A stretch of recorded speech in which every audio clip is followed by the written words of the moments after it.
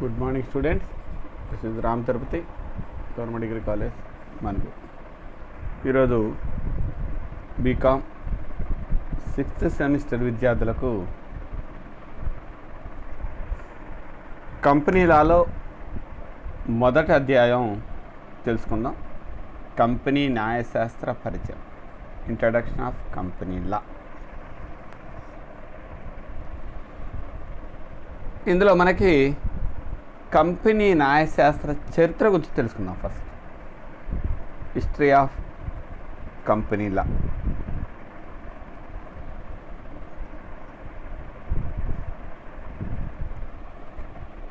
కంపెనీల చట్టం అంటే 1956 జాయింట్ స్టాక్ కంపెనీ అని మనకు తెలుసు. కానీ నూతన కంపెనీ చట్టం 2013 ఆగస్టు 29 నుండి అమల్లోకి వచ్చింది.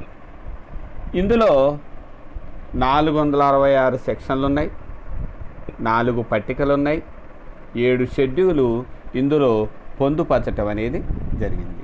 అందుకని ప్రస్తుత కంపెనీల చట్టం 2013 అనే మనం సంబోధించాలి.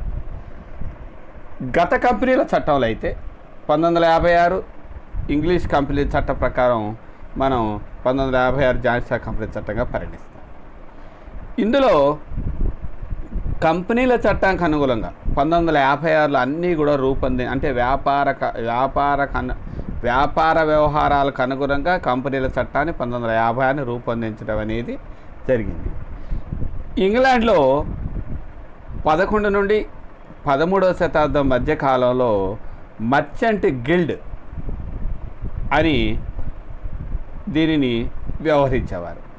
14వ శతాబ్దంలో కొంతమంది వ్యాపారస్తులు ఏం చేశారంటే విదేశీ వ్యాపారం చేయడం గాను తమ వ్యాపార సంస్థను కంపెనీగా మొదటిసారి ఉపయోగించడం అనేది జరిగింది. 16వ శతాబ్దంలో అంటే 16వ శతాబ్ద కాలానికి రాజశాసనం ద్వారా నియంత్రణ కంపెనీలు ఏర్పాటు చేయడం అనేది జరిగింది. అయితే ప్రస్తుతం ఉపయోగంలో ఉన్న జాయింట్ స్టాక్ కంపెనీ చట్టం అనే పదం మనకేమైందంటే 1653 సంవత్సరంలో వాడుకలోకి వచ్చినటువంటి 17వ శతాబ్దం కాలం నాటి కాలానికి సంబంధించిన నియంత్రిత కంపెనీల జాయింట్ స్టాక్ కంపెనీల ప్రకారం శాశ్వత స్థిర మూలధన వాటాలను ద్వారా సమకూర్చుకోవడానికి అవకాశం అనేది ఏర్పడింది. వీటిని నియంత్రించడానికి మనం ఏం చేసామంటే బబుల్స్ యాక్ట్ 1720లో ప్రవేశపెట్టడం అనేది జరిగింది. దీని తర్వాత మనకేంటంటే ఇవన్నీ కూడా కాలక్రమేణా నమోదు కాని కంపెనీలన్నీ కూడా ఇందులో అదృశ్యమైపోయాయి. 1834 సంవత్సరంలో ట్రేడింగ్ కంపెనీ చట్ట ప్రకారం 1834 ద్వారా నమోదైన కంపెనీలు కొన్ని ప్రత్యేకమైనటువంటి సదుపాయాలను లేకపోతే కంపెనీ వ్యవస్థాపకులు కలిగి ఉండటానికి అవకాశం అనేది ఏర్పడింది. మొదటి జాయింట్ స్టాక్ కంపెనీ చట్టం 1844 సంవత్సరంలో మనకి ప్రవేశపెట్టడం అనేది జరిగింది. అంటే ఇంగ్లీష్ కంపెనీల చట్టం 1844 అనుసరించి మన దేశంలో మొట్టమొదటిసారిగా 1950 కంపెనీల చట్టాన్ని రూపొందించడం అనేది జరిగింది. ఆ తర్వాత 1857 సంవత్సరంలో బ్యాంకింగ్ కానీ లేకపోతే బీమా కంపెనీలు కాకుండా పరిమిత కంపెనీలు 1860 సంవత్సరంలో ఈ కంపెనీలు మనకు అమల్లోకి రావడం అనేది జరిగింది. తద్వారా కంపెనీల చట్టం 1887, 1891, 1895, 1900, 1910 సంవత్సరాన్ని అనుసరించి సంవత్సరాలు ఏంటంటే సవరించడం అనేది జరిగింది. ఇంగ్లీష్ కంపెనీల చట్టం అంటే 1908కు అనుగుణంగా 1913 సంవత్సరంలో కంపెనీల చట్టం తిరిగి ప్రవేశపెట్టడం అనేది జరిగింది. అంటే దీని ద్వారా మనకి ఏం చేస్తుందంటే నూతన కంపెనీల చట్ట ప్రకారం కానీ కంపెనీల చట్ట ప్రకారం కానీ మనకు ఉన్నటువంటి అనేక రకమైనటువంటి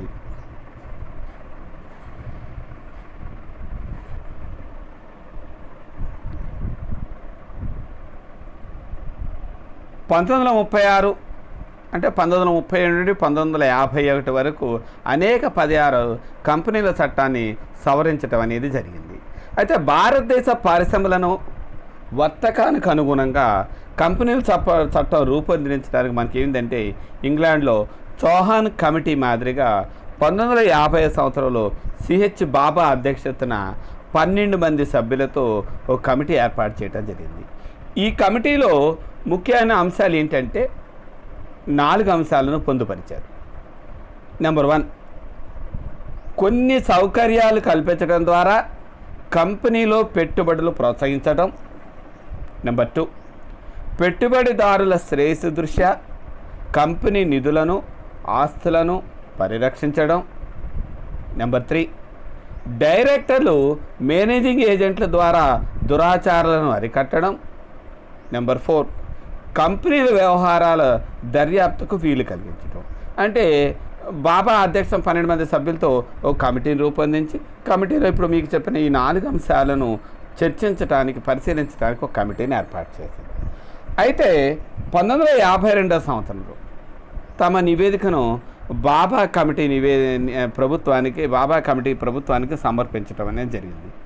ఈ కమిటీ చేసిన సిఫార్సు మేరకు గతంలో ఉన్నటువంటి చట్టాలను రద్దు చేస్తూ 1956లో భారత ప్రభుత్వం 658 సెక్షన్ కలిగిన కంపెనీల చట్టాన్ని 1956లో ప్రవేశపెట్టడం అనేది జరిగింది.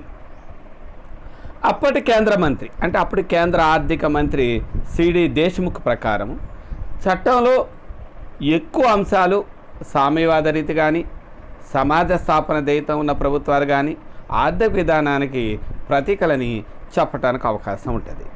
సంపదలో కొంతమంది చేతులతో అంటే మొత్తం కూడా సంపద అనేది కొంతమంది చేతులతో ఏమంటారు దాన్ని కేంద్రీకృతం అవటానికి ఈ చట్టం నిరోధిస్తూ సమతుల్య సంపద పంపిణీకి తోడ్పడటానికి అవకాశం ఏర్పడింది.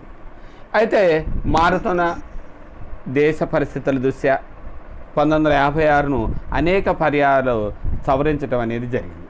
ప్రస్తుతం అమల్లో ఉన్న కంపెనీల చట్టం 2013ను పూర్తిగా అంటే నూతన అంగులతో రూపొందించి ఒక ముసాయిదా బిల్లును 2013 పార్లమెంట్లో ప్రవేశపెట్టడం అనేది జరిగింది. ఇందుకు విద్యావేత్తలు, వ్యాపారవేత్తలు, వర్తకులు, పారిశ్రామికవేత్తలు అనేక రకమైన వేత్తలు ఈ బిల్లును పరిశీలించడానికి అవకాశం అనేది జరిగింది. అంటే దీని మీద విమర్శించడానికి, సలహాలు అందించడానికి అవకాశం అనేది కల్పించడం అనేది జరిగింది. ఈ బిల్లు పార్లమెంట్లో ఆమోదం పొందుతూ కంపెనీల చట్టం ఆగస్టు 29, 2013న భారత రాష్ట్రపతి ఆమోదించడం అనేది జరిగినది. అంటే నూతన కంపెనీల చట్టం 2013 ఆగస్టు 29 మనం రాసేది. 1956 జాతీయ కంపెనీ చట్టం కాదు, ఇప్పుడు నూతన పారిశ్రామిక చట్ట ప్రకారం 2013 ఆగస్టు 29 అని రాయాలి. ఇది కంపెనీ యొక్క చరిత్ర. లేకపోతే కంపెనీ నిర్వచనం అంటే సమిష్టి ధ్యేయాల కోసం కొంతమంది వ్యక్తుల కలయికనే మనం ఏం చేస్తామంటే కంపెనీ అని చెప్పవచ్చు. అయితే ఈ కలయిక లాభాదృష్టినే కాకుండా మతాలు, కళలు, విజ్ఞానం, వ్యాపారం వాటి అభివృద్ధి కూడా ఏర్పడటానికి ఈ కంపెనీలు అనేది ఏర్పడటం కావచ్చు.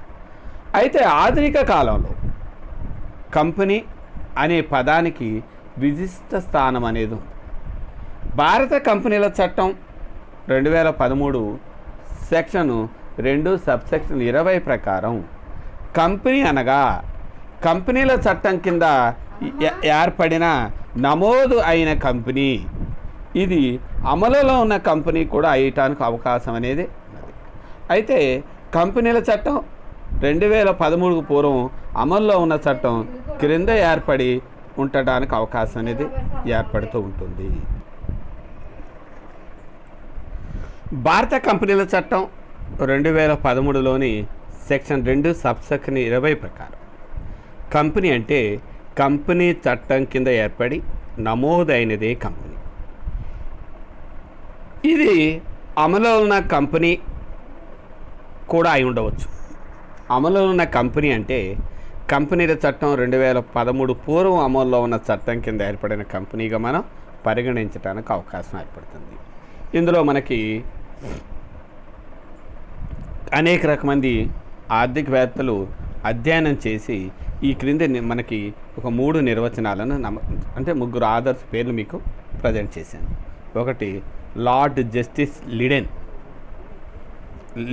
లిడ్లే ప్రకారం ఏమిటంటే సమిష్టి నిధికి ప్రయోజనం కొరకు ధనాన్ని లేదా ధనంతో సమానమైన దానిని సమకూర్చే అనేక వ్యక్తుల కలయికే కంపెనీ. సమిష్టి నిధిని సమకూర్చే మొత్తం కంపెనీ మూలధనంగా, దానిని సమకూర్చే వ్యక్తులే కంపెనీ సభ్యులుగా పరిగణించబడతారు. ఒక్కొక్క సభ్యునికి చెందిన మూలధనానికి అతని వాటా అవుతుంది. అంటే ఇక్కడ కంపెనీ ఏమన్నాడంటే అంటే ఎవరైతే కంపెనీ జాన్సా కంపెనీ ప్రకారం కంపెనీలో వాటాలను రూపంలో ద్రవ్యాన్ని సమకూర్చుతారో అలాంటి వ్యక్తుల యొక్క కలయికనే కంపెనీగా ఉండాలి. అంటే సమిష్టి నిధిని సమకూర్చడానికి, అంటే మూలధనాన్ని సమకూర్చడానికి ఎవరైతే వ్యక్తులు కంపెనీ అంటే అందులో భాగస్థులు అవుతారో వాళ్ళని కంపెనీగా నిర్వహించడానికి అవకాశం అనేది ఏర్పడుతుంది. రెండోది, డార్ట్మౌత్ కాలేజీ కేసులో న్యాయమూర్తి మార్షల్ కంపెనీని ఈ క్రింది విధంగా నిర్వచించాడు. ఏమన్నాడు? న్యాయశాస్త్ర దృష్టిలో అదృశ్యంగా కంటికి కనిపించకుండా జీవించే కల్పిత వ్యక్తి, కేవలం న్యాయశాస్త్ర సృష్టి వల్ల ఏర్పడింది. కావున కంపెనీకి దాని రాజ్యాంగం నిర్దేశించిన ధర్మాలే ఉంటాయి. ఈ ధర్మాలలో అతి ముఖ్యమైనది శాశ్వతత్వము, వ్యక్తిత్వము.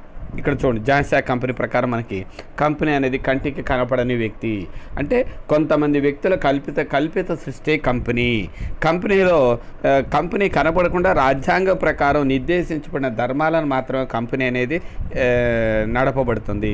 దీనికి శాశ్వతత్వము, వ్యక్తిత్వం అనేది అతి ముఖ్యమైనది. అంటే ఇది కంపెనీలో భాగస్తులు మరణించిన, దివాళించిన కంపెనీ శాశ్వతంగా కంపెనీ కొనసాగుతూనే ఉంటుంది అని మార్షల్ నిర్వచనం. మూడోది, స్మిత్ వర్సెస్ అండర్సన్ కేసులో లార్డ్ జస్టిస్ జేమ్స్ స్మిత్ ఏమన్నాడంటే సమిష్టి ధ్యేయం కోసం ఐక్యంగా ఏర్పడిన వ్యక్తుల సముదాయమే కంపెనీ. ఇందాక మనం అనుకున్నాం. అంటే ఎవరి ప్రకారము? లార్డ్ జస్టిస్ లిడేలే ప్రకారం కూడా అంతే. అంటే కంపెనీలు ఏం చేయాలంటే ఏదన్నా ఒక వస్తువును ఉత్పత్తి చేయాలి, లేకపోతే ఒక మంచి పని చేయాలంటే కొంతమంది వ్యక్తులు సమిష్టిగా ఎప్పుడైతే ఏర్పడతారో ఆ యొక్క సముదాయాన్ని ఏమంటారంటే కంపెనీ అంటారు. అంటే ఫస్ట్ కంపెనీ ఇంట్రడక్షన్ రాయాలి, తర్వాత కంపెనీ నిర్వచనాలు రాయాలి. ఇప్పుడు కంపెనీ యొక్క లక్షణాలు చూద్దాం. కంపెనీ లక్షణాలు, క్యారెక్టర్స్ ఆఫ్ కంపెనీ. ఇందులో మనకి అంటే ఇవన్నీ కూడా జాన్సా కంపెనీ 2013 ప్రకారం ఈ క్రింది లక్షణాలు కలిగి. 1 ఐచ్ఛిక సంస్థ, 2 ప్రత్యేకమైన న్యాయసత్వము, 3 న్యాయాత్మక వ్యక్తిత్వం, 4 అధికార ముద్ర, 5 పరిమిత రుణ బాధ్యత, 6 పారంపర్యాధికారం, 7 నమోదు, 8 వాటాల బదిలీ, కంపెనీ నిర్వహణ, సభ్యుల సంఖ్య, ప్రత్యేక ఆస్తి, ఖాతాలు, ప్రచురణ ఖాతా. వీటిని అనుగుణంగా నెంబర్ 1 అంటే జాన్సా కంపెనీ లక్షణాలు రాయమంటే 2013 జాన్సా కంపెనీ చట్ట ప్రకారం ఈ క్రింది లక్షణాలు కలిగి ఉండాలి. 1 ఐచ్ఛిక సంస్థ. ఐచ్ఛికము అంటే అర్థం ఏంటంటే సమిష్టి ధ్యేయాల కోసం ఏర్పడినటువంటి కొంతమంది వ్యక్తుల కలయికనే ఉంటామంటే కంపెనీ అంటాం. కంపెనీలో సభ్యత్వం తీసుకోమని ఏ వ్యక్తిని నిర్బంధం అనేది లేదు. కంపెనీలో సభ్యత్వాన్ని పొందగోరే వ్యక్తులు ఐచ్ఛికంగా అంటే ఇష్టపూర్వకంగా సభ్యత్వాన్ని పొందాలి. సభ్యత్వం పొందిన వ్యక్తి కంపెనీ నియమావళికి అనుగుణంగా కంపెనీ సభ్యునిగా కొనసాగటానికి అవకాశం అనేది ఉంటుంది. సభ్యత్వాన్ని కంపెనీ ఇష్టానుసారంగా రద్దు చేయడానికి వీలు లేదు. అంటే ఎవరి కాళ్ళు నేను జాయిన్ అవుతాను, వెళ్ళిపోతాను అంటానికి అవకాశం అనేది జాన్సా కంపెనీ ఉండదు. అంటే ఐచ్ఛిక సంస్థ. ఎవరైనా సరే కంపెనీలో వాటాలు అమ్ముకోవచ్చు, కొనవచ్చు, కానీ కంపెనీని ఎప్పుడు పడితే అప్పుడు ఇష్టానుసారంగా రద్దు చేయడానికి అవకాశం అనేది, సభ్యత్వాన్ని రద్దు చేయడానికి అవకాశం అనేది లేదు. అది నెంబర్ 1 ఏంటంటే ఐచ్ఛిక సంస్థ. రెండోది ప్రత్యేకమైన న్యాయసత్వం. అంటే న్యాయశాస్త్రం వల్ల ఏర్పడే సహజ మానవుడే కంపెనీ. కంపెనీకి జీవనం పోసేది ఎవరంటే న్యాయశాస్త్రం. కాబట్టి కంపెనీ పరిసమాప్తి కూడా న్యాయశాస్త్ర నిబంధనల ప్రకారమే వర్తిస్తాయి. కంపెనీలో సభ్యులు వేరు, వాటాదారులు వేరు, కంపెనీలో ప్రతినిధులు వేరు. వీళ్ళందరూ కూడా సామూహికంగా కలిగినటువంటి వ్యక్తులు మనం ఏమంటామంటే కంపెనీ అంటాం. సభ్యుల యొక్క జీవితాలు కానీ కంపెనీ జీవితానికి కానీ ఎలాంటి సంబంధం ఉండదు. కంపెనీ వేరు, అందులో ఉన్నటువంటి సభ్యులు కూడా వేరు. కాబట్టి సభ్యులంతా నిష్క్రమించిన కంపెనీ మాత్రం మూతపడదు. అందుకని కంపెనీకి ప్రత్యేక న్యాయసత్వం అనేది కలదు. కంపెనీల చట్టంలో మనం అనేక రకమైన రూపొందించిన ప్రకారము మనకి Salomon versus Salomon and company కేసులో ఒక వివరణ ఇవ్వటం అనేది జరిగింది. సాల్మన్ ఒక బూట్ల వ్యాపారం చేసేవాడు. సాల్మన్ తన వ్యాపారాన్ని సాల్మన్ అండ్ కంపెనీకి 30,000 పౌండ్లకు అమ్మాడు. కొత్తగా ఏర్పడిన ఈ కంపెనీలో సాల్మన్ అతని భార్య, కూతురు, 4 కుమారులు సభ్యులుగా చేరారు. సాల్మన్ తన వ్యాపారం అమ్మినందుకు ప్రతిఫలంగా సాల్మన్ అండ్ కంపెనీకి 1 పౌండ్ విలువ 20,000 వాటాలను, మిగతా 10,000 పౌండ్లకు రుణపత్రాలను పొందాడు. మిగతా సభ్యులు ఒక్కొక్కరు పౌండ్ గల వాటాలు మాత్రమే తీసుకున్నారు. సాల్మన్ రుణపత్రాలను కంపెనీకి ఆస్తిపై ఛార్జ్ కలిగి తర్వాత కాలంలో కంపెనీ అనేది దివాలా తీస్తే కంపెనీ ఆస్తులను 6,000 పౌండ్లుగా, అప్పులు 17,000 పౌండ్లుగా నిర్ణయించడం అనేది. ఆస్తులేమో 6,000 ఉన్నాయి, అప్పులేమో 17,000 ఉన్నాయి. హామీ లేని రుణదాతలు 7,000 పౌండ్ల మేరకు కోర్టులో సాల్మన్ అండ్ కంపెనీ ఒకరేనని, సాల్మన్ అప్పును తీర్చకుంటే ముందు తమ అప్పును మొత్తం తీర్చాలని వాదించారు. అయితే చట్టం దృష్టిలో సాల్మన్ అండ్ కంపెనీ వేరు కనుక సాల్మన్ రుణపత్రాలపై హామీ కలిగి ఉన్నందున కంపెనీ ఆస్తులను 6,000 పౌండ్లకు అప్పును తీర్చడానికి ఉపయోగించాలని తీర్పు ఇవ్వడం అనేది జరిగింది. అంటే ఇక్కడ సాల్మన్ వేరు, సాల్మన్ అండ్ కంపెనీ వేరు కాబట్టి సాల్మన్ అప్పు పత్రాలు మాత్రం 6,000 మాత్రం అప్పు తీర్చాలని కోర్టు తీర్పు అనేది ఇవ్వటం అనేది జరిగింది. అంటే ఇక్కడ అర్థం ఏంటంటే కంపెనీ న్యాయాత్మక వ్యక్తిత్వాన్ని కలిగి ఉన్నదని చెప్పడానికి మనకి ఇది ఇవ్వదు. ప్రత్యేకమైన న్యాయాత్మక వ్యక్తిత్వం కలిగి ఉంది. అంటే న్యాయాత్మక వ్యక్తిత్వం అంటే కంపెనీ చట్టం ద్వారా సృష్టించబడిన వ్యక్తి. దీనికి భౌతిక రూపం అనేది ఉండదు. కానీ కంపెనీ కంటికి కనిపించిన అదృశ్య వ్యక్తి. అయితే చట్టం దృష్టిలో ఏమనుకుంటాం మనం, సహజమాననుకున్న హక్కులన్నీ కంపెనీకి కలిగి ఉంటాయి. కంపెనీలో ఇతరులతో ఒప్పందాలు చేసుకోవచ్చు, ఆస్తులను సేకరించవచ్చు, ఆస్తులను అమ్మవచ్చు, ఆస్తులను కొనవచ్చు. హక్కుల రక్షణకై అంటే ఆస్తుల యొక్క పరిరక్షణకై ఇతర వ్యక్తి మీద దావా వేసే హక్కు కంపెనీ కలిగి ఉంది. కాబట్టి కంపెనీ దావా తీసుకోవచ్చు. అందుకని కంపెనీకి న్యాయాత్మక వ్యక్తిత్వాన్ని కలిగే పోతే అధికార ముద్ర అంటే మానవుడికి ఏ విధమైన సంతకం అనేది ఉందో కంపెనీకి ఒక అధికార ముద్ర ఉంటుంది. అంటే దాన్నే మనం అంటాం, ఇప్పుడు ఏమంటారంటే ఫ్యాక్స్ మెయిల్ అంటాం, లేకపోతే దాని యొక్క కంపెనీ యొక్క సింబల్. కంపెనీ చట్టం సృష్టించినటువంటి కల్పిత వ్యక్తి కాబట్టి వాటాదారులు ఎన్నుకోబడిన డైరెక్టర్లు కంపెనీని నిర్వహిస్తారు. కంపెనీ తరఫున తాము చేసుకునే ఒప్పందాలు కానీ ఆచరణలు కానీ అన్నిటిని కూడా డైరెక్టర్లు తమ యొక్క అధికార ముద్రను వినియోగిస్తారు. కంపెనీ ఏ పత్రం మీదైనా అధికార ముద్ర ఉండి దాని మీద 2 డైరెక్టర్లు సంతకాలు చేసినప్పుడే ఆ పత్రము అధికార పత్రం కింద అవటానికి అవకాశం అనేది ఏర్పడింది. అందుకనే కంపెనీ పేరుని చిహ్నానికి ఒక వ్యాపార చిహ్నానికి చెక్కుతారు.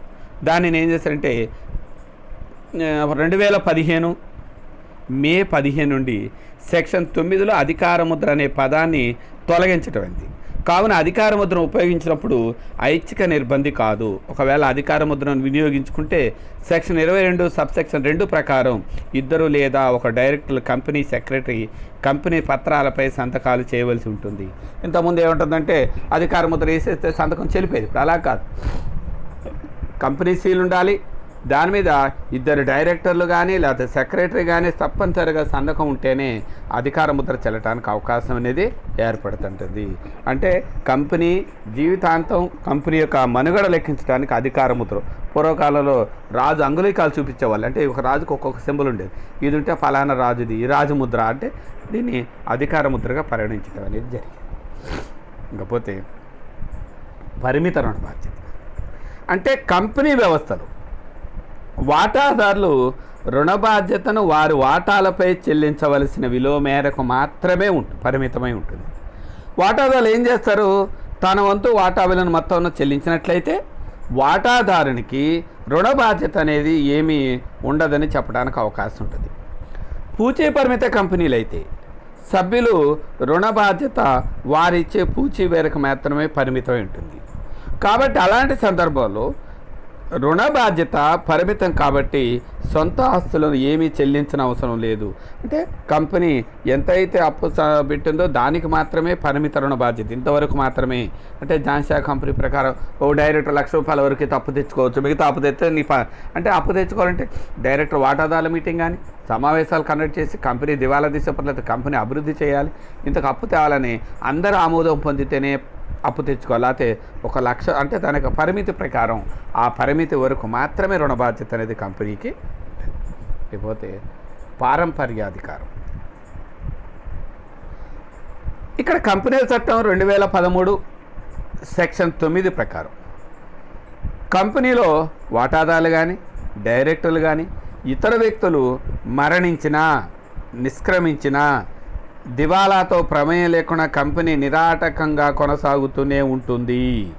కంపెనీలో కంపెనీ అనేది పారంపరిక చట్టం ద్వారా మాత్రమే విరమించుకోవాలి. కానీ పారంపరికాల రద్దు అయినప్పుడు కంపెనీ వ్యాపారాన్ని అంటే కంపెనీని మూసివేయాలంటే వ్యక్తులు మరణించిన వ్యక్తులు మరణించిన నిష్క్రమించిన డైరెక్టర్లు తప్పుకున్న వాటాదారులు కంపెనీ నిరాటకంగా కొనసాగుతుంది. ఒకవేళ దివాలాతో ప్రమేయం లేదు, దివాలా అయితే మాత్రమే కంపెనీని పారంపరికారం అనేది రద్దు అవడానికి అవకాశం అనేది ఏర్పడుతుంటుంది. అయితే కంపెనీల చట్ట ప్రకారం ఒక కంపెనీని నమోదు అన్నాడు. అంటే కంపెనీ తన వ్యాపారం చేసే ప్రతి కంపెనీ కూడా తప్పనిసరిగా చట్ట ప్రకారం నమోదు చేయాలి.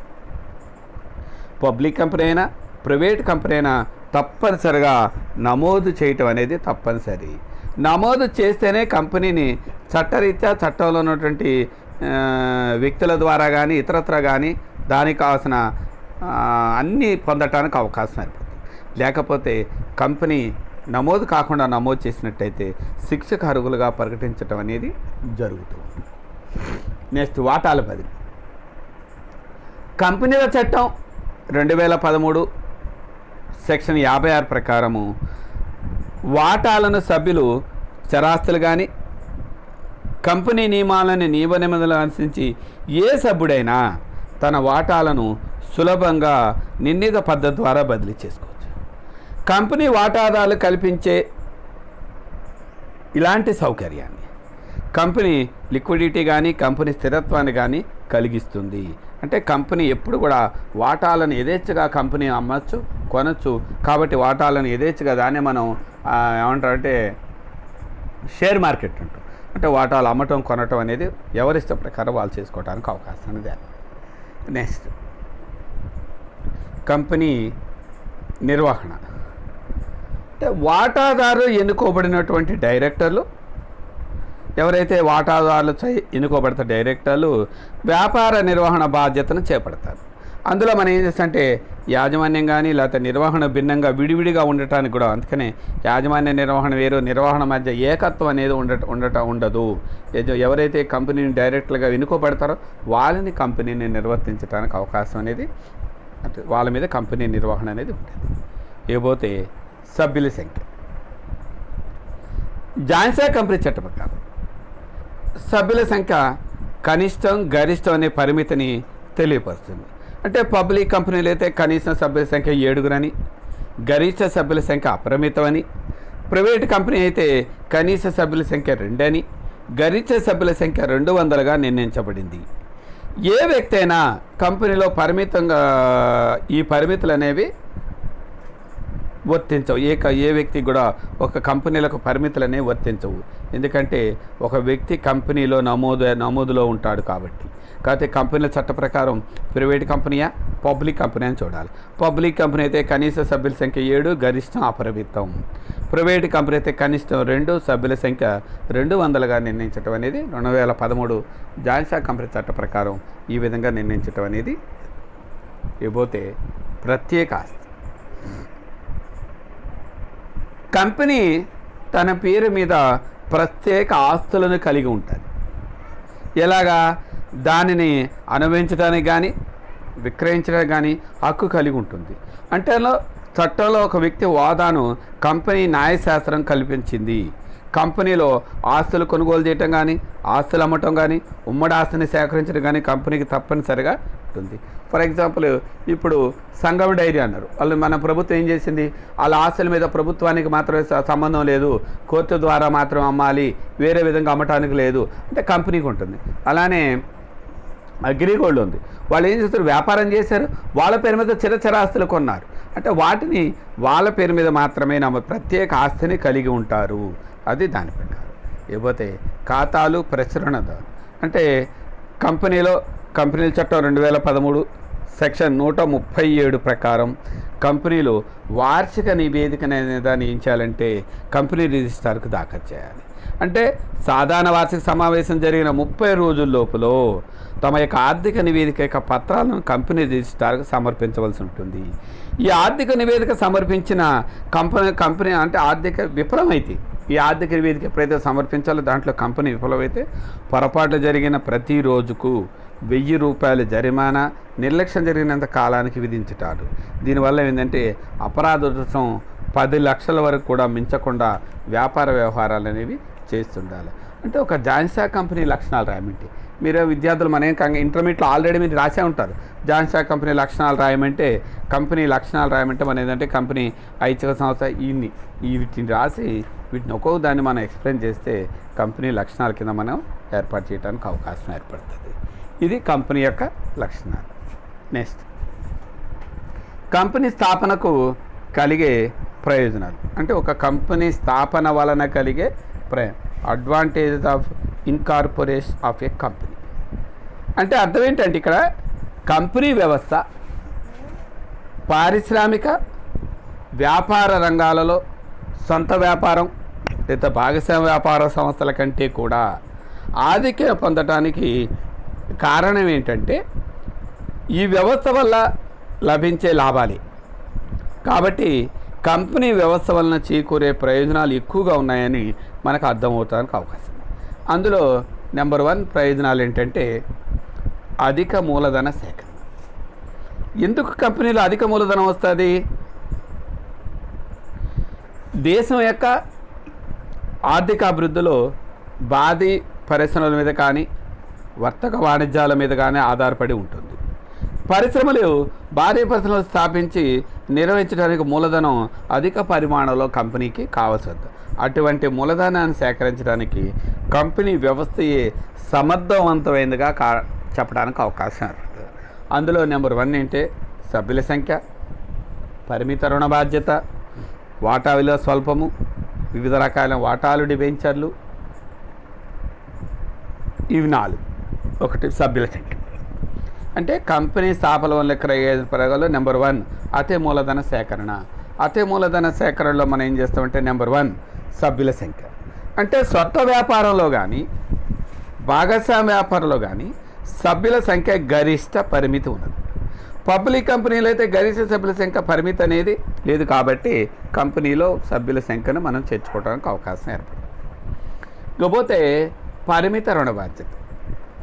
వాటాదారుడు రుణ బాధ్యత వాటా ముద్రిత మూల్యానికి పరిమితమై ఉంటుంది. దానివల్ల ఏమవుతుంది? సొంత వ్యాపారం కానీ భాగస్వామ్య వ్యాపారం కానీ రుణ బాధ్యత అనేది అపరిమితంగా ఉంటుంది. అందువల్ల ఎక్కువ మంది ప్రజలు కంపెనీలో పెట్టుబడి పెట్టడానికి ముందుకు రావడానికి అవకాశం అనేది ఉంటుంది. 3వది వాటా విలువ స్వల్పం. కంపెనీలో వాటా విలువ ఎలా ఉంటుందంటే వాటా విలువ సామాన్యంగా అందరికీ అందుబాటులో ఉండటానికి అవకాశం ఉంటుంది. అంటే ధనికుడిని కానీ మధ్యతరగతి వాళ్ళకి కానీ లేదా బీద వర్గాలకు కానీ వ్యత్యాసం అనేది లేకుండా అన్ని వర్గాల వారికి లేదా అన్ని ప్రాంతాల వారికి కంపెనీలో పెట్టుబడి పెట్టాలని ఆసక్తి పెరగడానికి కాదు, అందరికీ అందుబాటులో ఉంటుంది. దానివల్ల ఏంటంటే కంపెనీ విలువ స్వల్పంగా ఉండడానికి అవకాశం ఉంటుంది. ఇందులో నాలుగోది వివిధ రకాలైన వాటాలు డిబేంచర్. కంపెనీలో వివిధ మనస్తత్వం గల ప్రజలను ఆకట్టుకోవడానికి కంపెనీ అనేక రకమైనటువంటి వాటాలను కానీ డిబెంచర్లను కానీ జారీ చేసి ఎంతోమంది నూతన పెట్టుబడిదారులు ఆకర్షించడానికి కావాల్సినటువంటి మూలధనాన్ని సమకూర్చుకోవటం అనేది జరుగుతుంది. ఇలా సమకూర్చుకున్నటువంటి మూలధనం నెంబర్ 2 పెద్ద తరహా సంస్థల ఆదాయాలు. అంటే ఇక్కడ పెద్ద తరహా సంస్థల ఆదాయాలంటే ఒక కంపెనీ భారీ వ్యాపార సంస్థ కానీ ముడిసి పదార్థాల కొనుగోలులో కానీ వస్తువుల పంపిణీలో కానీ అమ్మకంలో కానీ ఎన్నో రకమైన ఆదాయాలు లభించడానికి అవకాశం ఉంటుంది. దీనివల్ల ఏంటంటే బేరం ఆడే శక్తి కూడా అధికంగా ఉంటుంది. ఉత్పత్తుల వల్ల సమాజంలో లభించే ఆదాయాలను కూడా కంపెనీ పొందుతుంది. ఇందులో కంపెనీ వ్యాపార సురక్షితంగా అనుభవజ్ఞులైనటువంటి నిపుణులు నియమించడానికి కంపెనీ సముఖత అనేది చూపుతుంది. దీని ద్వారా అందులో మనకేమిందంటే పెద్ద పెద్ద వ్యాపార వ్యవహారాలు చేయడం వల్ల వచ్చే లాభాల్లో రిజర్వ్ నిధుల్లో కానీ లేకపోతే రిజర్వ్ నిధులను ఏర్పాటు చేసుకుని కంపెనీ యొక్క పెరుగుదలకి అంటే ఏమంటారంటే సెల్ఫ్ జనరేటింగ్ గ్రోత్ సాధించడానికి అవకాశం అనేది. దానివల్ల ఈ అవకాశాన్ని సొంత వ్యాపారం కానీ భాగస్వామ్య వ్యాపార సంస్థలకైతే ఉండదు. పెద్ద జాయింట్ స్టాక్ కంపెనీలకు మాత్రమే ఈ అవకాశం అనేది, పెద్ద తరహా సంస్థల ఆదాయాలు అనేవి. నెక్స్ట్ వాటాల బదిలీ. కంపెనీ వాటాదారులు కంపెనీ నియమావళికి లోబడి యథేచ్ఛగా తమ వాటాలను ఇతరులకు బదిలీ చేసుకోవడానికి అవకాశం అనేది ఉంటుంది. మిగతా వాటాలు సమత అనేది అవసరం లేదు. అంటే వాటాలను అమ్మటానికి కొనడానికి స్టాక్ ఎక్స్చేంజ్ అనే మార్కెట్లు ఉన్నాయి కాబట్టి వాటాదారులు తమ నా డబ్బులు అవసరమైన లేకపోతే ఏదైనా ఆర్థిక పరిస్థితులు బాగపోయినా అవసరమైనప్పుడు ఏంటంటే వాటాలు స్టాక్ ఎక్స్చేంజ్లో అమ్మవచ్చు. ఈ సదుపాయాన్ని వాటాదారులకి ద్రవ్యత్వ కంపెనీ స్థిరత్వ కంపెనీకి ఆపాదించవచ్చు. ఈ సదుపాయాన్ని భాగస్వామ్య సంస్థలు అయితే ఉండదు. అయితే భాగస్వామ్య సంస్థల భాగత తన వాటాలను ఇతర భాగస్తులకు సమ్మతి లేకుండా బదిలీ చేయటం కానీ అమ్మటానికి కానీ వీలు లేదు. అంటే ఒక కంపెనీలో మాత్రమే వాటాలను వాటాదారుడు యథేచ్ఛగా బదిలీ చేసుకునే అవకాశాన్ని కలిగి ఉంటాడు. ప్రైవేట్ కంపెనీ అయితే భాగస్వామ్య వ్యాపారంలో కానీ లేకపోతే ఇతర సంస్థల వాటాలు కానీ ఒక జాయింట్ స్టాక్ కంపెనీలో మాత్రమే వాటాలను యథేచ్ఛగా బదిలీ చేసుకోవడానికి స్టాక్ ఎక్స్చేంజ్ ద్వారా మన మార్కెట్లో అమ్ముకోవడానికి అవకాశం అనేది ఏర్పడుతుంది. నెక్స్ట్ పరిమిత రుణ బాధ్యత. కంపెనీలో సభ్యులు తన రుణ బాధ్యత కొన్న వాటాలను లేదా ముద్రిత విలువలకు పరిమితమై ఉండడానికి అవకాశం ఉంది. వాటా విలువను పూర్తిగా చెల్లించిన వాటాదారులకు రుణ బాధ్యత పైసా కూడా ఉండదు. ఎందుకంటే కంపెనీలో ఎప్పుడైతే పెట్టుబడి పెట్టామో దానికి మాత్రమే మన బాధ్యత. అంటే సొంత ఆస్తులు కంపెనీ రుణ బాధ్యత కలిగి ఉండవు. ఎందుకంటే పరిపూర్ణ రక్షణ అనేది మనకి ఉంటుంది. అంటే మనం సొంత వ్యాపారం భాగస్వామ్య వ్యాపారం దివాలా తీస్తే మన యొక్క ఆస్తులను కూడా జప్తు చేసే పరిస్థితి. కంపెనీలో నువ్వు ఎంతైతే పెట్టుబడి పెట్టావో ఒకవేళ కంపెనీ లాస్ అయితే నువ్వు పెట్టుబడి పెట్టి దాన్ని మాత్రమే పోతావు, కానీ మిగతాది మాత్రం అందుకనే పరిమిత రుణ బాధ్యత అంట. లేకపోతే తలసరి నష్టం తక్కువ ఉంటుంది. ఇక్కడ సొంత వ్యాపారం కానీ భాగస్వామ్య సంస్థలు అయితే నష్టాన్ని ఒకరు కానీ లేదా కొద్దిమంది కానీ భరించాల్సిన ప్రమాదం అనేది లేదు. కానీ కంపెనీలో కొన్ని వందల వేల మంది వాటాదారులు ఉంటారు కాబట్టి నష్టాన్ని అందరూ పంచుకుంటారు. దానివల్ల మనకు వచ్చే నష్టం అవుతుందంటే తక్కువ అవుతుంది. అదే సొంత వ్యాపార భాగస్వామ్యం అయితే నష్టం అనేది ఎక్కువ ఉంటుంది. ఇక్కడ వేల మంది వాటాదారులు పెట్టుబడి పెడతారు కాబట్టి వాళ్ళు ఒకవేళ నష్టం అయితే అందరూ సమంగా పంచుకుంటారు కాబట్టి వాళ్ళ ఒక మూలధన నిష్పత్తి ప్రకారం లేదు కానీ కాబట్టి నష్టం అనేది తక్కువగా ఉండడానికి అవకాశం.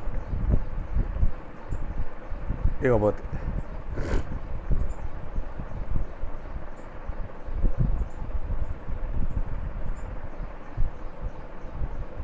తలసరి నష్టము తక్కువ. అంటే ఇక్కడ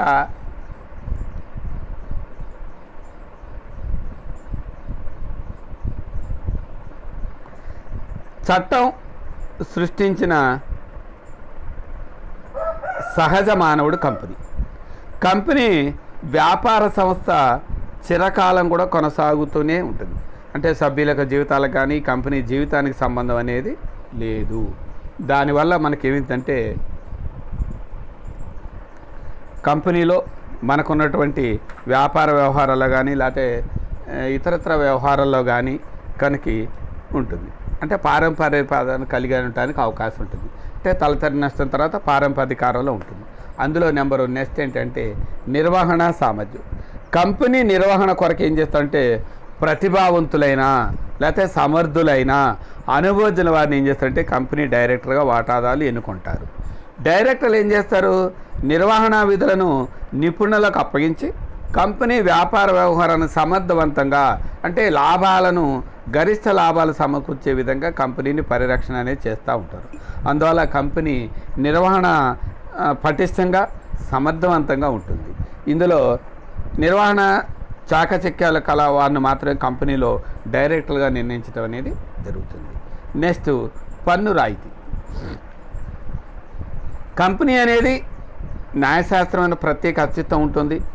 అందువల్ల ఆదాయ పన్ను డెఫినెట్గా ఆదాయ పన్ను అనేది చెల్లించాలి. అయితే కంపెనీ కూడా రాయితీలు ఉంటాయి. ఈ రాయితీలు కూడా లభించడం అయితే సొంత వ్యాపార భాగస్వామ్య పరిస్థితి అంటే అధిక రేటుగా అంటే చెల్లించే రేటు కంటే తక్కువగా ఉంటుంది. కానీ కంపెనీ పెద్ద మొత్తంలో వ్యాపారం చేస్తుంది కాబట్టి మనకి కంపెనీలో రాయితీలు కూడా ఎక్కువగా ఉండడానికి అవకాశం ఏర్పడుతుంది. ఇకపోతే దేశ ఆర్థిక పారిశ్రామిక అభివృద్ధి. అంటే దేశ ఆర్థిక వ్యవస్థ అనేది ఏంటంటే అభివృద్ధి చెందుతున్న భారీ పరిశ్రమలు స్థాపించడం అనేది. అంటే దేశం త్వరితగా ఆర్థిక అభివృద్ధి సాధించాలంటే భారీ పరిశ్రమలు స్థాపించాలి. అంటే ఇనుము కానీ ఉక్కు కానీ నౌక నిర్మాణం కానీ యంత్ర పరికరాలు కానీ మొదలైన స్థాపనకి మూలధన అధిక పరిమాణంలో కావాల్సి ఉంటుంది. అలాంటి మూలధనాన్ని సమకూర్చుకోవాలంటే కంపెనీ వ్యవస్థ అనుగుణమైనది. అంటే సొంత వ్యాపార సంస్థ కానీ భాగస్వామ్య వ్యాపార వ్యవస్థ కానీ ఈ అల్ప మూలధనం ఉంటుంది కాబట్టి ఆ పారిశ్రామిక అభివృద్ధి జరగడానికి అవకాశం అనేది ఉంటుంది. నెక్స్ట్ పొదుపు పెట్టుబడి అలవాట్లు ప్రోత్సహించడం. అంటే కంపెనీ ఏం చేస్తుందంటే ప్రజలకు పొదుపు చేయడానికి ఉత్సాహపడుతుంది. అంటే కంపెనీ వాటాలు చాలా తక్కువ చిన్న మొత్తాలు పొదుపు చేసేవారికి వాటాలు కొనుటకు వీలుంటుంది. దేశ ఆర్థికంలో చిన్న పొదుపు మొత్తాల కంపెనీ సేకరించి వాటిని పరిశ్రమలో వినియోగించి దేశ ఆర్థిక అభివృద్ధికి దోహదం చేయడానికి కాదు.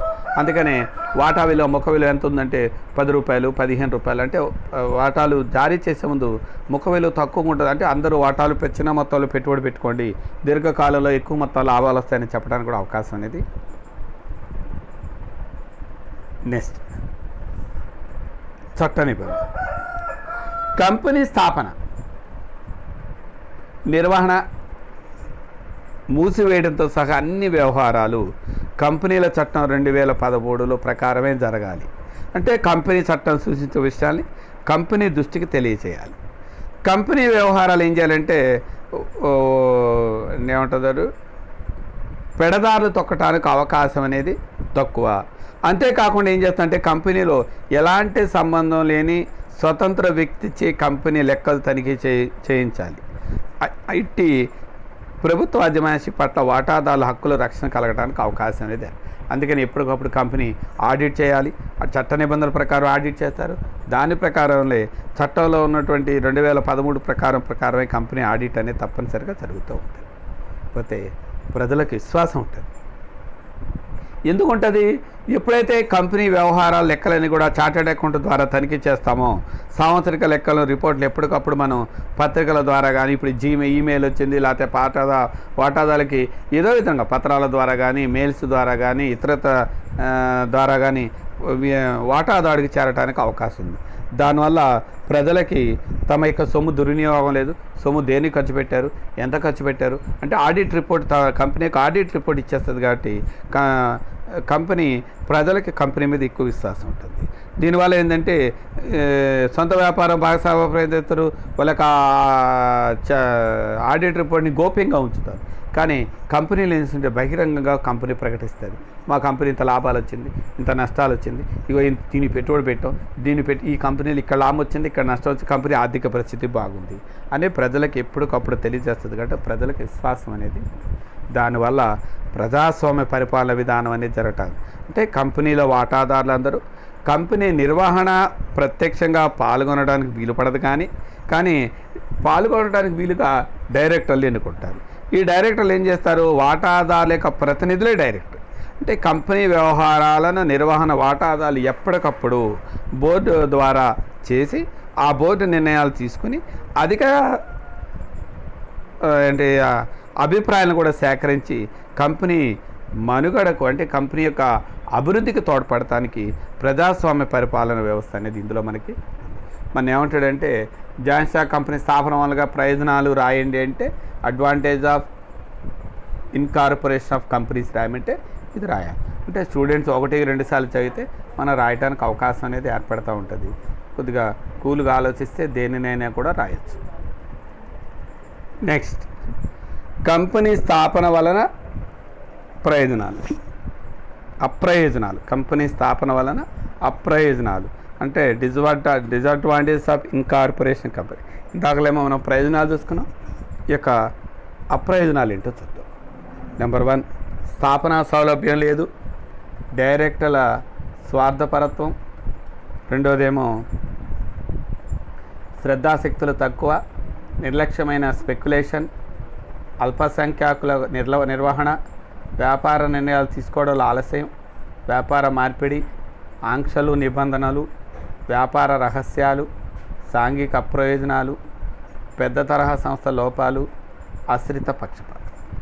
నెంబర్ 1, స్థాపన సౌలభ్యం లేదు.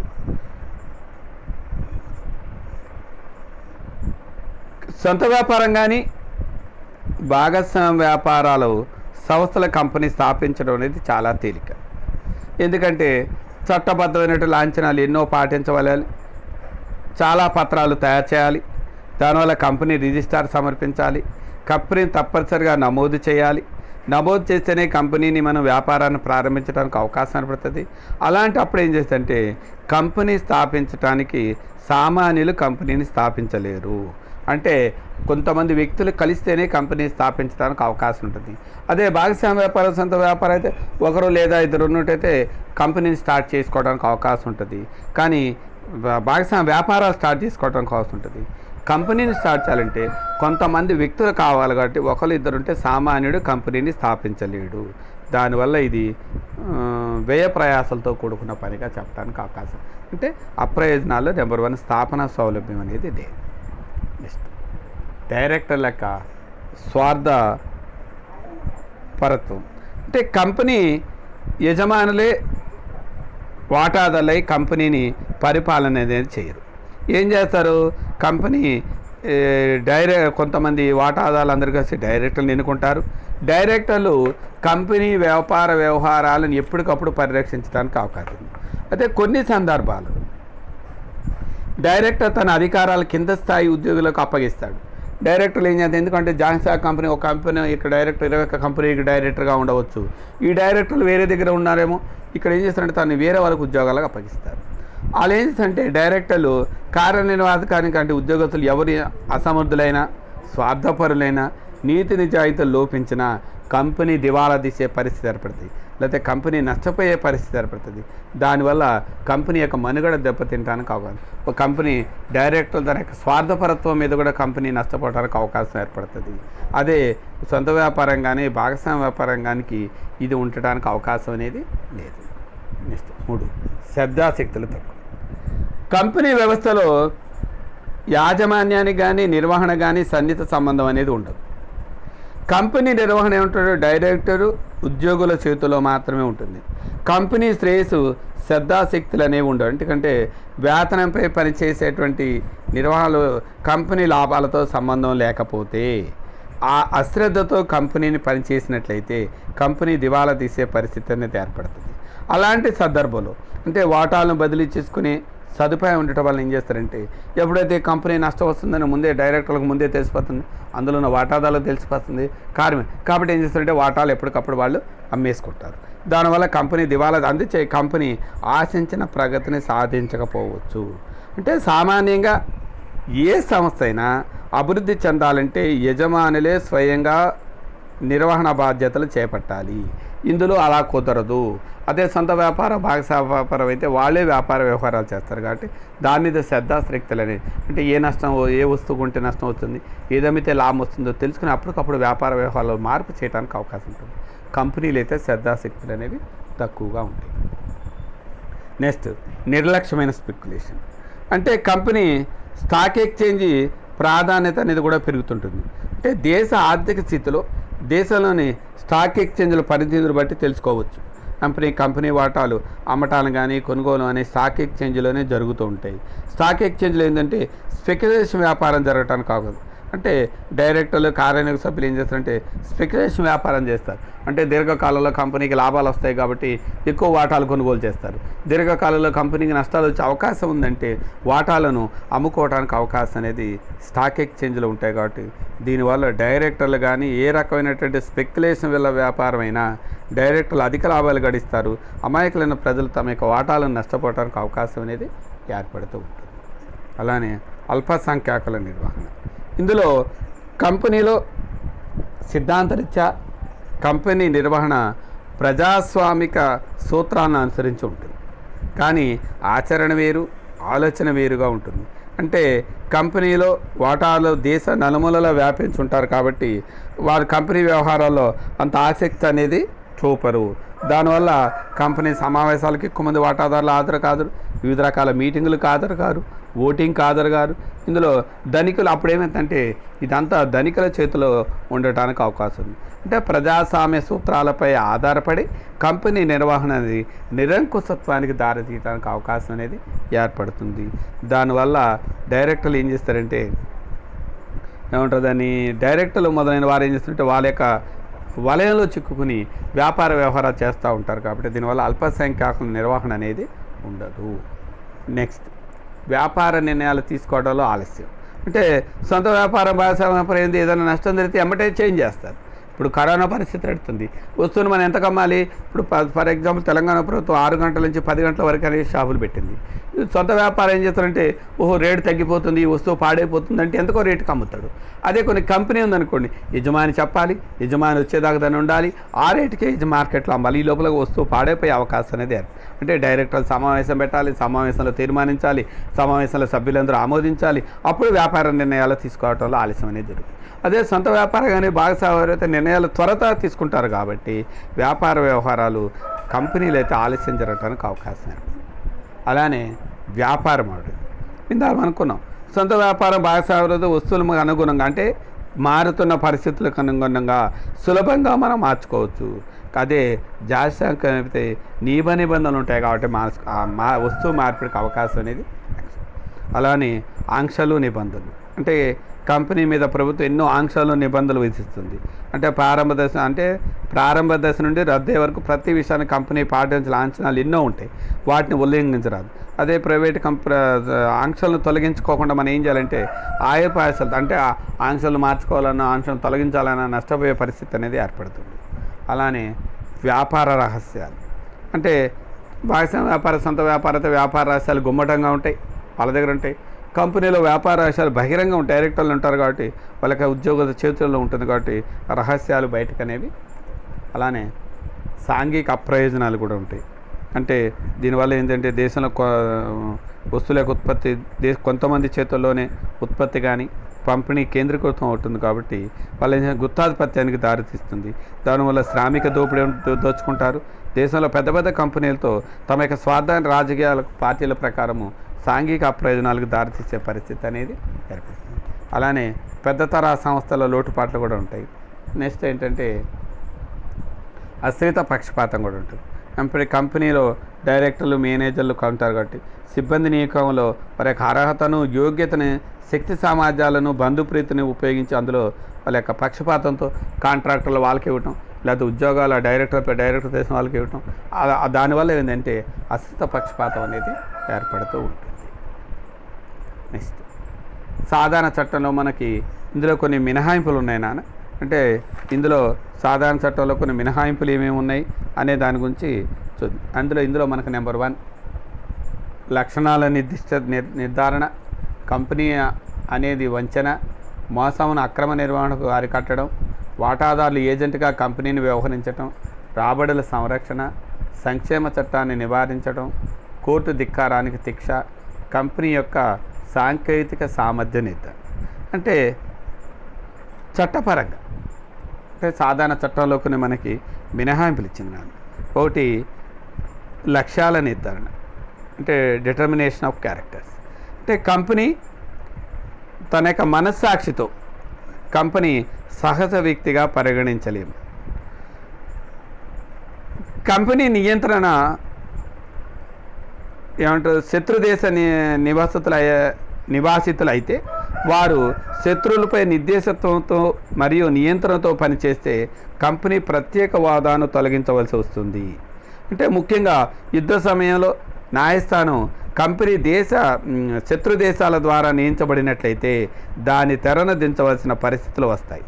అలాంటి సందర్భంలో కంపెనీ ఏం చేస్తుంది, వ్యక్తుల యొక్క లక్షణాలను నిర్ధారించి వారు ఎలా వ్యవహరిస్తారో గమనించి కంపెనీ యొక్క తెరను దించడానికి నిర్ణయాలు అనేవి చేస్తాం. అంటే నిర్ధారణ అనేది చేయాలి. అంటే చట్టపరంగా మనస్పాత కంపెనీ లోటుపాట్లు ఏమైనా చేసినట్లయితే దాన్ని తొలగించడానికి అవకాశం అనేది ఏర్పడుతుంది. రెండోది కంపెనీ అనేది వంచన. కంపెనీ ఈజ్ షేమ్ అంట.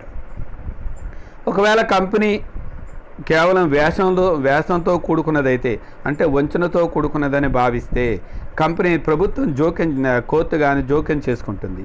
ఒకవేళ వ్యక్తి కంపెనీని రుణాన్ని పొంది తాను న్యాయస్థానం అంటే రుణం పొంది తన కుమారుడు మాత్రమే సభ్యులుగా ఉన్న 3 వివిధ కంపెనీతో దాన్ని దాచిపెట్టుకోవడానికి వినియోగించితే అలాంటి కాదు. అంటే కంపెనీలు ఏం చేస్తారంటే డైరెక్టర్లు కంపెనీకి 21 మంది డైరెక్టర్ నుంచి అప్పులు తీసుకుని వాళ్ళు ఏం చేస్తారంటే ఏ కంపెనీ అయితే లాభాలు వస్తే మన కంపెనీకి ఉన్నటువంటి గుడ్ విల్ చెడగొట్టడానికి, లేకపోతే క్వాలిటీ వస్తువులను ఉత్పత్తి చేయకుండా నాసిరకమైన వస్తువులను ఉత్పత్తి చేయటం, లేకపోతే ఎక్కువను ఉత్పత్తి చేసిన వాటిని తక్కువ రేటుకి వేరే కంపెనీలకు అమ్మడానికి కూడా అవకాశం ఉంది. అనేది కంపెనీ అనేది వంచనకు గురవడానికి అవకాశం ఉంది. అలానే మోసము, అక్రమ నిర్వహణ కూడా అరికట్టడం అనేది జరుగుతుంది. అంటే మోసాన్ని అరికట్టాలి, అక్రమ నిర్వహణ కూడా కంపెనీ అనేదాన్ని అరికట్టినట్టయితేనే వ్యాపార వ్యవహారాలు చేయడానికి అవకాశం అనేది ఏర్పడుతుంటుంది. దాని ద్వారా వాటాదారులు ఏజెంట్గా కంపెనీ వ్యవహరించడం. కొంతమంది వాటాదారులు ఏం చేస్తారంటే కంపెనీకి ఏజెంట్గా వ్యవహరిస్తారు. అంటే వాటాలు వేరే ఒక ఏజెంట్గా వ్యవహరించినప్పుడు తాను చేపట్టే చర్యలన్నీ బాధ్యులు అవుతారు. కాబట్టి ప్రతి విషయంలో వాటాదారుడు ఏజెంట్గా వ్యవహరిస్తూ అనేక ప్రశ్నార్థకం, అంటే భారతదేశంలో ప్రభుత్వ కంపెనీల విషయంలో ఈ ప్రశ్న మనకు తరచుగా ఉద్భవిస్తూనే ఉంటుంది. ప్రభుత్వ కంపెనీ యొక్క ఏజెంట్ వ్యవహరించినట్టయితే అది ప్రభుత్వమైన విధులను నిర్వర్తించవలసి ఉంటుంది. అంటే వాటాదారులను ఏజెంట్గా కంపెనీ వ్యవహరించినప్పుడు అండి. అలానే రాబడులకు రక్షణ అనేది తక్కువగా ఉంటుంది. సంక్షేమ చట్టాన్ని నివారించడానికి కష్టంగా ఉంటుంది. కోర్టు ధిక్కారం, అంటే కొన్ని సందర్భాల్లో కోర్టు ఉత్తర్వులను ధిక్కరిస్తే దానికి బాధ్యత అనేది ఒక కంపెనీ కార్పొరేషన్ తొలగించాల్సిన పరిస్థితి అనేది ఏర్పడుతుంది. దానివల్ల సహజమైన వ్యక్తిత్వాన్ని కూడా కోల్పోవడానికి అవకాశం అనేది ఏర్పడుతూ ఉంటుంది. ఇది సాధారణ చట్టం మినహాయింపులు. అలానే శాసనపరమైన మినహాయింపులు కూడా ఉన్నాయి. ఒకటి పరిచయ పత్రంలో తప్పుడు ప్రకటన చేయటం. అంటే పరిచయ పత్రంలో తప్పుడు ప్రకటన అంటే సెక్షన్ 34 నుండి 35 వరకు మనం ఏమనుకున్నాం అంటే పరిచయ పత్రం జారీ చేయాలని ఉన్న కంపెనీ